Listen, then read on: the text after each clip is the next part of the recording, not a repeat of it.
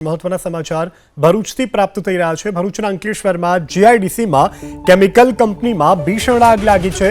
ગ્લિન્ડા chemical કંપનીમાં ભીષણ આગ લાગવા પામી છે। ફાયર વિભાગની ટીમ અત્યારે ઘટના સ્થળ પર છે અને આગ પર કાબુ મેળવવા માટેની જહેમત ઉઠાવવામાં આવી રહી છે।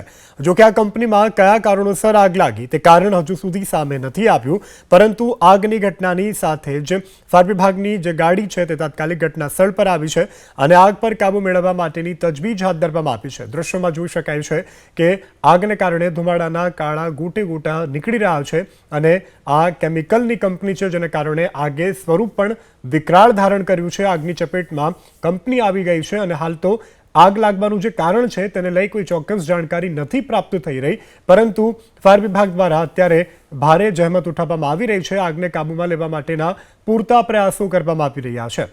તો કંપનીમાં આગ લાગી છે, અંકલેશ્વરની આ ઘટના છે। દ્રશ્યોમાં પણ જોઈ શકાય છે કે આગની જ્વાળાઓ પણ પ્રચંડ છે। જીઆઈડીસીમાં આવેલી છે આ કેમિકલ કંપની। વધુ વિગત સાથે સંવાદદાતા યોગેશ પરીખ ફોન લાઈનથી જોડાયા છે। યોગેશ, ઘટનાને લઈ શું વધુ વિગત અને હાલ આગ કાબૂમાં આવી કે કેમ?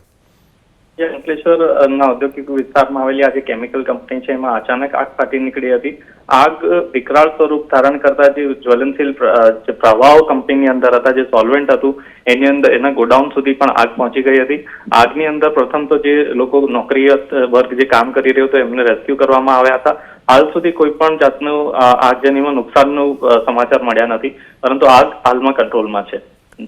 જી યોગેશ, સમગ્ર જાણકારી બદલ આભાર। તો હાલ કોઈ જાનહાનિના સમાચાર નથી અને આગ પર કાબુ મેળવવા માટેની જહેમત ઉઠાવવામાં આવી રહી છે।